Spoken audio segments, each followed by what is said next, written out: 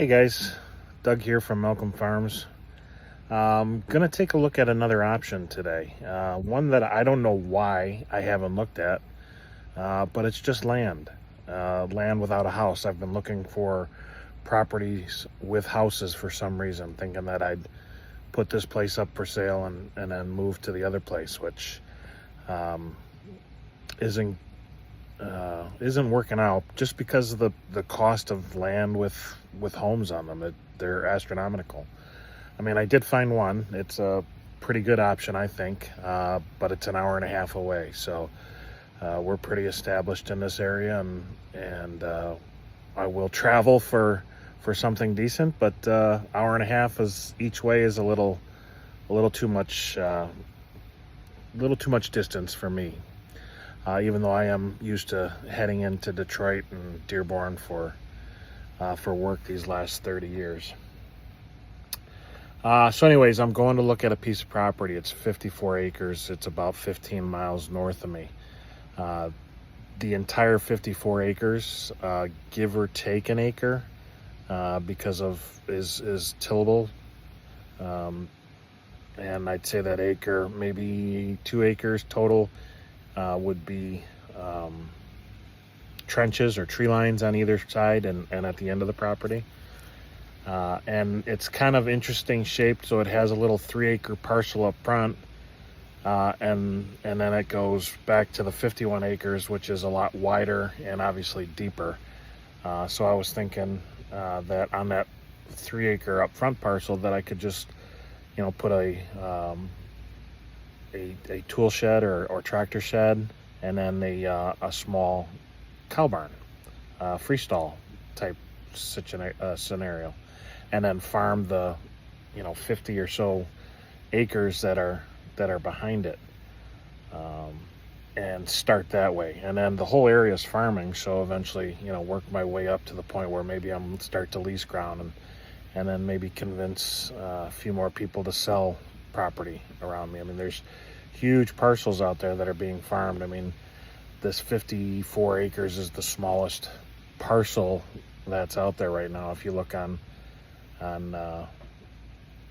various land websites that show you the boundaries, and significantly the smallest. I mean, the other next one I think was 115 acres of continuous, and not saying that they don't own other properties, the people that own those, but I'm talking about continuous acreage.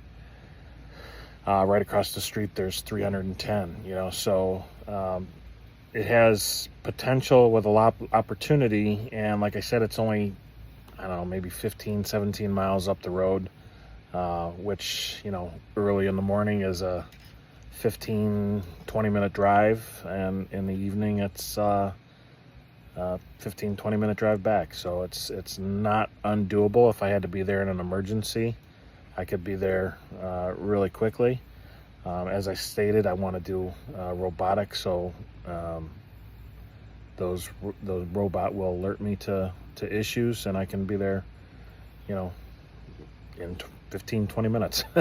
So I'm going to take a look at that and see what kind of crops are planted in it now. According to history or historical data, corn does about 175 bushels an acre there. Oats was doing 70 bushels an acre there. Beans was doing about 48 to 49 acres there. But really, like I've said in the past, I think my main goal is to start off with some triticale ground cover, and then harvest that for forage in the spring, and then plant corn, and then do corn silage. So based on basic fundamental calculations that I've seen, and other people have told me, is that I can get enough of the winter triticale chopped up into forage to take me at least through the summer season, until I can chop the corn for silage, which then, based on 175 bushels an acre, would put me all the way through with the amount of cows that I want to get initially. Would get me through a whole year worth of that silage or forage material that they need. Then of course buy, the pound or 2 pounds per cow of some sort of, maybe a gluten meal or soybean meal pellets, and then probably, I've read, molasses, to kind of bind it all together so they don't pick out their favorite pieces and leave the rest. So that's what I'm gonna go look at that today, and like I said, see what kind of crops are being planted around it, and what kind of crops in the field right now, and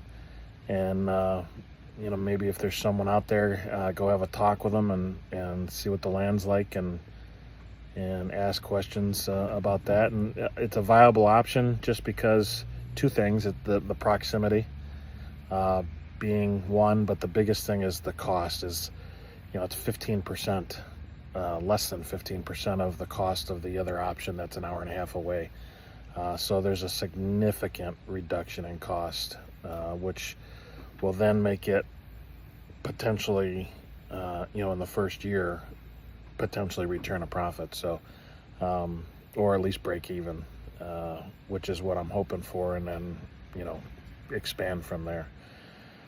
So I will maybe update you guys afterwards. I'll go and look at it and maybe kind of show you guys a view of the area around. My son has a drone. Maybe I'll throw that up in the air and take some pictures. He's not around, so I can't have him do that. But yeah, we'll see what things look like out there. As always, hit that like button.